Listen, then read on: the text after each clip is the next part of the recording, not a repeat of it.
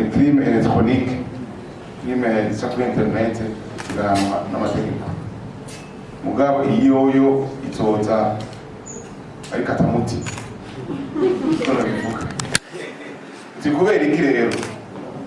En fait, la loi pénale, c'est un instrument juridique, il a l'objectif de décourager et de protéger le public. Donc, nous avons ukimisi igenda irakara cyane. Rero igituma amategeko ndani yerekeye ibyaha bica kuri murukana bumenyi nuko ubikora canke umuntu yifuza kubikora nta nguva akoresha kandi abanyiyegeje inyuma y'aka kantu agaca yibaza yuko ataboneka cyangwa kumufata bigoye yovuga ngo n'ubundi muntu yabikoze. Ubuhinga bwarateye imbere cyane rwose. Abantu murabona yuko nyakubahwa bisiguye neza ngaha aba bantu badofatwa kandi barafatwa. Gusa nuance nashaka kugira nuko la loi n'est pas rétroactive. Musi yasohotse iryo tegeko ihera ngaho kubandanya.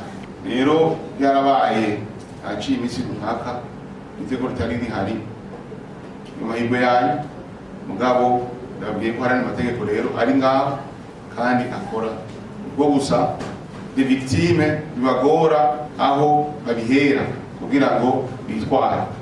Mugabo nyakubahwa yaberetse yuko muri serivisi y'igipolisi hariyo ibiro bijejwe kugira ngo bikore ako kazi k'amatohoza no gushengeza izo ngozi zikiye. Rero en conclusion muracari bato muracafise umwanya wo kugira ngo urondere ubuzima bw'abantu kandi ico bibaye kuko padiri yavuze mu ntango yavuze ibinetike ya moralité ajya kugira ubuntu no kugendera ubuntu ni ikintu gihambaye cyane, ni iragi idasanzwe usigira abana bawe, usigira igihugu, usigira umuryango. Apana yuko aho uciye hose bavuma, aho uciye hose bavuti agapfa, aho uciye hose bafata amacumu n'amahiri bakayakurikiza.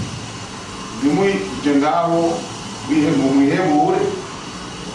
Iyo mwana mbwira abantu baririmba ndabona ko miseze bafatana amashati mugo byaragabanutse. Bibaza yuko umuntu akaye mutwaye abafana ubu murabafise isi yose ni gwanya. Isi yose ni gwanya avec ces petits trucs. Avec l'ordinateur muri New York, muri Chine, muri Cindajuru hose murashika. Ndabeje none.